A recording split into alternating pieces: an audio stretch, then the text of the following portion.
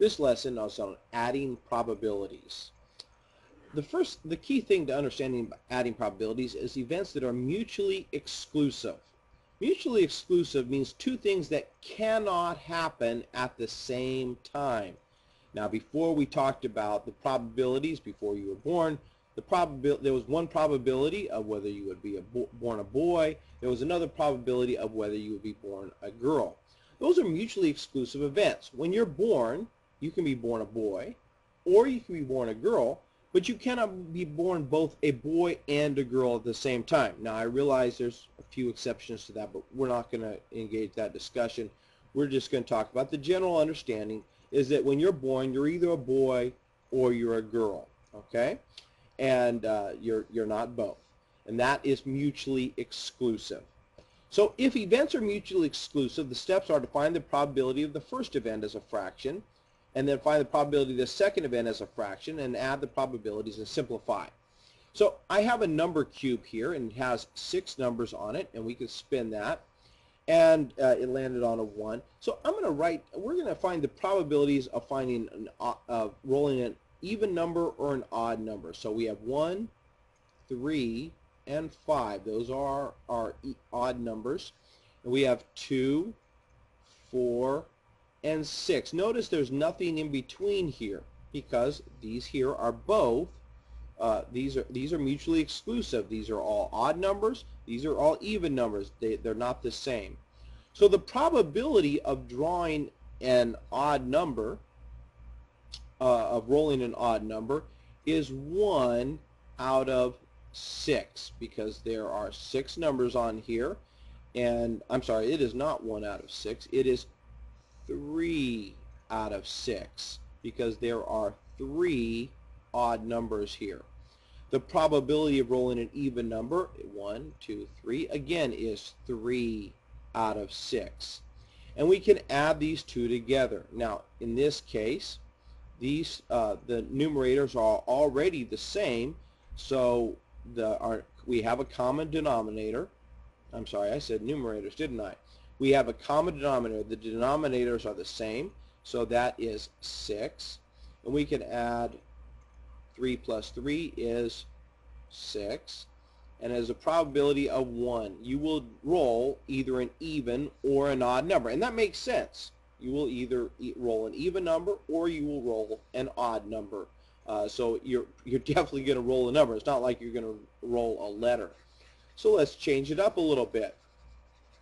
Let's talk about the probability of rolling an even number, rolling an odd number or a prime. So we have 1, 3, 5. Okay. Are there any even numbers that are both even numbers and prime? So 1, 3, and 5 are all prime. Oh, 2 is an even number, but it is also a prime number. 4 is not a prime number, and neither is 6.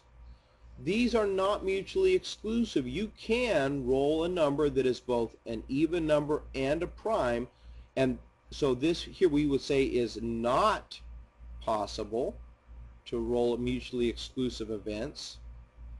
And the reason why it's not possible is because of the number 2 is both prime.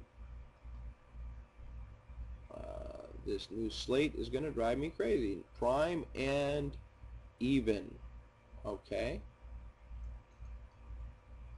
Let's give ourselves another example real quick. What about the possibility of rolling let's put our odd numbers here, and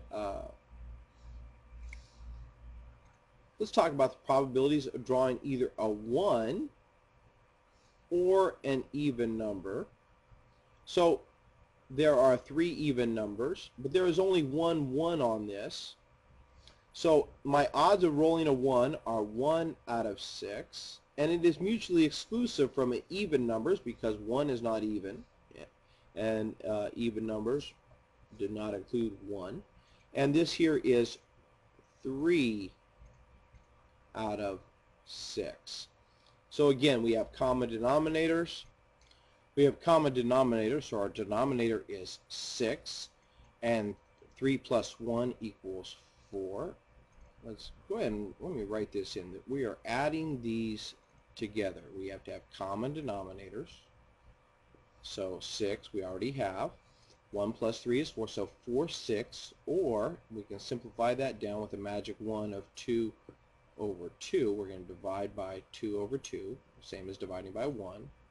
4 divided by 2 is 2, and 6 divided by 2 is 3. So we have a 2/3 chance, or a 2 out of 3 chance of drawing either a 1, rolling either a 1 or an even number, because they are mutually exclusive events.